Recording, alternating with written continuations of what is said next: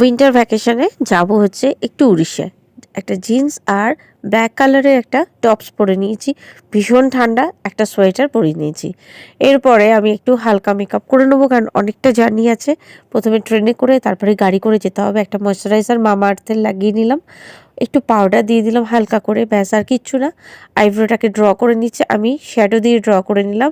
একটা blue colour liner আমি use করলাম, লিপস্টিক দিলাম একদম হালকা কালারের, একটু গ্লসি দেবো যেহেতু সকাল বেরিয়েছিলাম সকালবেলা, সেই জন্য বেশি মেকআপটা সকাল সকাল ভালো অন্তত লাগে না। একটু লিপ গ্লস লাগিয়ে নিলাম, চুলটাকে অবশ্যই রাখলাম ছেড়ে, এইভাবে আঁচড়ে নিলাম।